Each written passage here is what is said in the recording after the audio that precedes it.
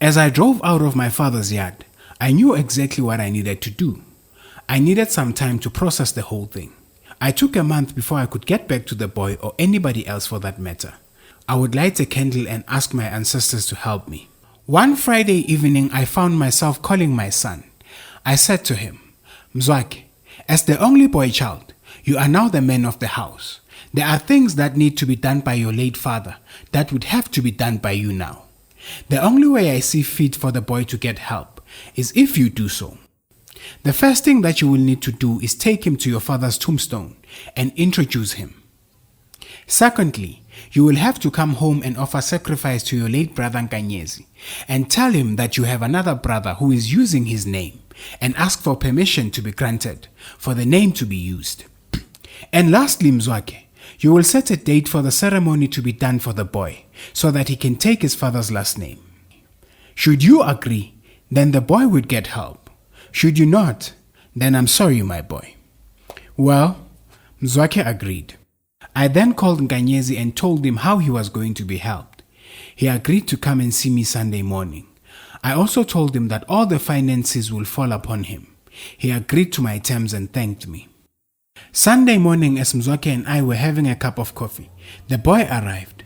As he walked into the house, I looked at him, looked at my son, and looked at him again. The resemblance was just overwhelming. As Nkanyezi sat down next to my son, I introduced the two. Mzwake, this is Nkanyezi, your brother, I said. My son stood up, grabbed Nkanyezi by his hand, pulled him up and gave him a hug. Well, I guess blood is blood. In that moment, my daughter walked into the house. She hugged me and whispered in my ear, "But Mama, such a resemblance." Then she went to introduce herself and give her brother a hug. Soon after that, the boy and my son left for the cemetery. My daughter sat directly next to me. She took a sip of her coffee, looked at me with the corner of her eye, and said, "Dad has risen, and he's younger." After they returned from the cemetery, Mzwake then conducted the second part of the assignment.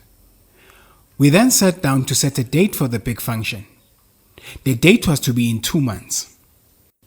The week came. During the course of the week, my late husband's sister came to brew the traditional beer. She kept saying to me, "My sister, you have a good heart. I would never." On Friday, the boy arrived. Him and my son went to buy a goat, and soon after they returned, the uncles arrived. They were so excited to meet the boy. They kept saying, "You look like your dad. You have resurrected the man." The very same aunt that said to me she would never was now singing and shouting clan names. For a moment there, I started feeling like they were okay and pleased with their brother's wicked ways. I closed myself in my bedroom and cried. I cried so hard and then pulled myself together. Later that evening, the goat was slaughtered and the boy was introduced to his ancestors. On Saturday, the family gathered for lunch. Everybody seemed happy except me. I spent that Saturday sitting in my bedroom. At around 10 p.m. on that Saturday, the boy knocked on my bedroom. I let him in. He closed the door and sat directly on the floor behind it. The boy then said to me, "Ma, I know this was not easy for you. I would like to thank you for being kind enough to allow this to happen. I know the past couple of weeks have been difficult for you and brought back so many bad memories. Memories you thought you had left behind. I am sorry about all the unnecessary things that you have been through. I am sorry to be a constant reminder of what you left in your past. Everything has been done, and I am leaving now.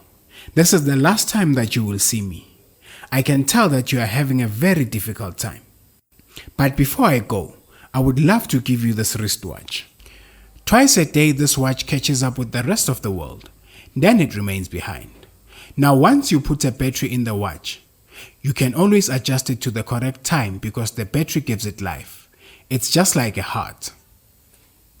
What I am saying is, let go of all the things that have caused you pain over the years and adjust yourself in accordance to where you are in life and everybody around you. Because life, just like time, keeps moving.